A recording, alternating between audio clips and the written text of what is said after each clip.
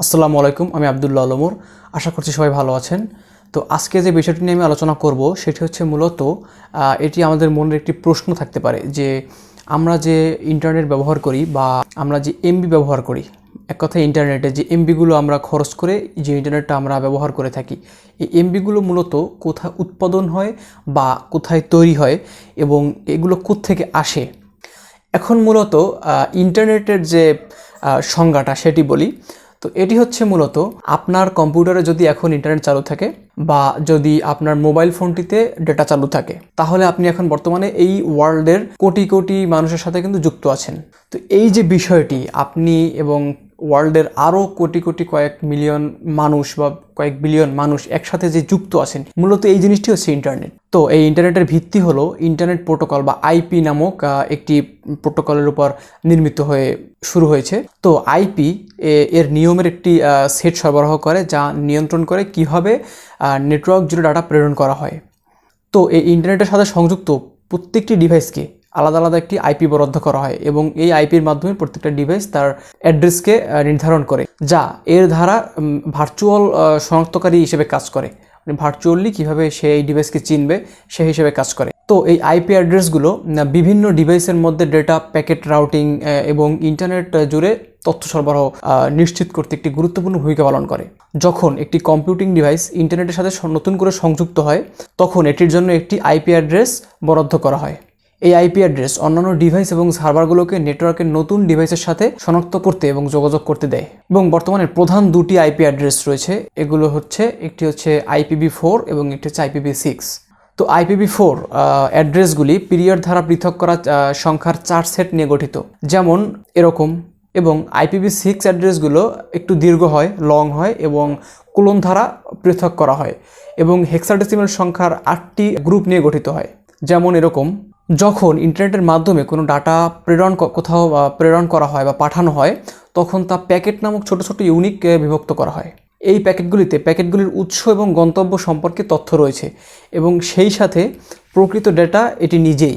এই প্যাকেটগুলিকে নেটওয়ার্কের মাধ্যমে দক্ষতার সাথে রাউটিং করে তাদের গন্তব্যে পৌঁছানোর প্রক্রিয়াটি প্যাকেট সুইচিং হিসেবে ধরা হয় এবং এটিকে মূলত প্যাকেট সুইচিং বলা হয়। এবং দুর্ভাগ্যবশত দুঃখের সাথে বলতে হয় যে এই আইপি যে অ্যাড্রেসগুলি, এগুলো কিন্তু হিউম্যান রিডেবল না। এক কথায় মানুষ দেখলে সহজে বুঝতে পারবে না। তাই ডোমেন নেম সিস্টেম DNS এটি একটি ডিরেক্টরি হিসেবে কাজ করে এবং আইপি অ্যাড্রেসগুলোকে ব্যবহারকারী বান্ধব করে তোলে। এই নামগুলোকে অনুবাদ করে যাতে মানুষ এটি দেখলে একটি নাম পড়ে বুঝতে পারে যে এটি কোন ঠিকানা বা এটি কোন অ্যাড্রেসে আসছে। প্রকৃতপক্ষে ইন্টারনেট থেকে আমরা যে এত তথ্য পেয়ে থাকি, এগুলোর উৎস কিন্তু আমার আপনার মতো আমরা সবাই। তো এখন বলতে পারেন যে সেটি কেমন করে।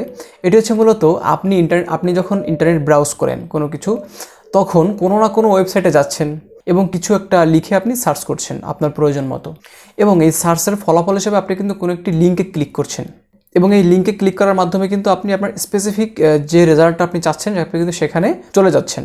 এখন এই সমস্ত ওয়েবসাইট যেখানে আপনি ব্রাউজ করছেন বা যেখানে আপনি যে লিঙ্কে চলে যাচ্ছেন, সেগুলোর তথ্য কিন্তু কোনো একজন ব্যবহারকারী বা কোনো একজন ইউজারের মাধ্যমেই দেওয়া। যেমন ধরুন, আমি এই যে বর্তমানে এখন যে ভিডিওটি আপনারা দেখতে পাচ্ছেন, এটি কিন্তু মূলত আমি তৈরি করেছি এবং এই ভিডিওটি কিন্তু আমি তথ্য হিসেবে ইউটিউব বা ফেসবুক যেখানেই হোক আমি কোনো একটা সাইটে এটি কিন্তু আপলোড করেছি এবং এই তথ্যটি কিন্তু আমি সেখানে জমা করেছি।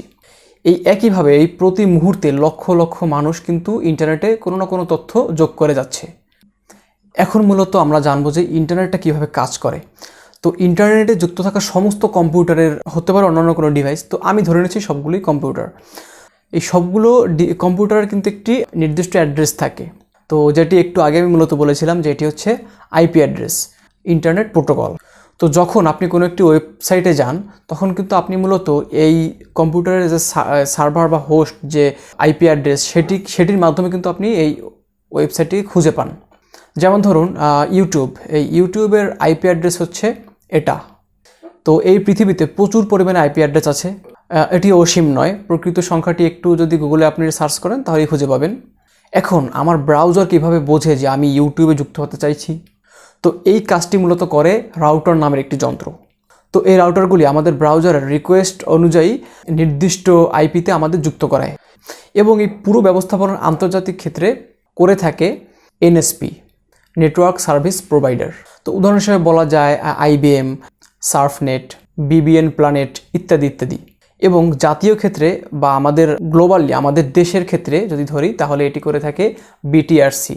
তো উদাহরণ হিসেবে বলতে পারি যে গ্রামীণফোন, রবি, এয়ারটেল ইত্যাদি সিম কোম্পানি যেগুলো আছে। তো এই সমস্ত রাউটিং এবং সার্ভার পরিচালনার জন্য প্রচুর পরিমাণে অর্থ খরচ হয়। তো ইন্টারনেটের জন্য আমরা যে এমবি বা জিবিগুলো খরচ করি তার জন্য মূলত বিটিআরসিকে আমাদেরকে কিছু খরচ দিতে হয়। এই হচ্ছে মূলত এমবি বা জিবির যে ব্যবস্থাপনা যেখান থেকে শুরু হয় বা উৎপাদন জিনিসটা, এটি কিন্তু আলাদাভাবে কোথাও উৎপাদিত বা উৎপাদন করা হয় না। তো মাঝে মাঝে দেখা যায় যে আমাদের ইন্টারনেট স্পিড কিন্তু স্লো হয়ে যায়। তো এটির মূলত কারণ কি? এটি হচ্ছে, মনে করুন আপনার আইএসপির কাছে 5টি রাউটার আছে এবং একই সাথে সর্বোচ্চ 50 জনকে সেগুলো সার্ভিস দিতে পারে। কোনো সময় যদি ব্যবহারকারীর সংখ্যা বেড়ে 50 থেকে অধিক হয়ে যায় তখন প্রত্যেক ব্যবহারকারীর জন্য ইন্টারনেট স্পিডটি কমে যায়। মানে রাউটার তার ধারণ ক্ষমতার চেয়ে বেশি যখন ইউজার হয় তখন সে স্পিডগুলো অন্যান্য ইউজারের মধ্যে ভাগ করে দেয়, যার জন্য স্পেসিফিক ইউজার তার প্রাপ্য যে স্পিড পাওয়ার কথা সেটি কিন্তু পায় না। তো এবার আসি যে বিটিআরসি কিভাবে ইন্টারনেটের সময়সীমা বেঁধে দেয়। যে আমাদের একটি এমবি বা ডাটা আমরা যখন কিনি, কোনো এমবি বা জিবি কিনি, তখন কিন্তু আমাদেরকে একটি সময় বেঁধে দেয় যে 7 দিন বা 30 দিনের একটি প্যাকেজ থাকে, এই মানে এতদিন থাকবে এবং ওই ডেট ওভার হয়ে যাওয়ার পরে কিন্তু সেই এমবিটা আর থাকে না। এটি তারা কিভাবে করে? এটি হচ্ছে মূলত, তো ইন্টারনেটের স্পিড মাপা হয় কিলোবাইট বা মেগাবাইট বা গিগাবাইট বা প্রতি সেকেন্ডে। এখন আপনি যদি 2 মেগাবাইট প্রতি সেকেন্ডে ইন্টারনেটের ব্রাউজ করেন তো 1 মিনিটে আপনি ব্যবহার করবেন 120 মেগাবাইট ডেটা। এখন প্রতি মেগাবাইট ডেটা রাউটিংয়ের জন্য কতক্ষণ রাউটার বা সার্ভার ব্যবহার করা হলো তা থেকে নির্ণয় করা হয় যে বিটিআরসি এর খরচ কত হলো। তো মূলত এর উপর ভিত্তি করেই আইএসপি ইন্টারনেটের খরচের মূল্য দিয়ে দেওয়া হয়।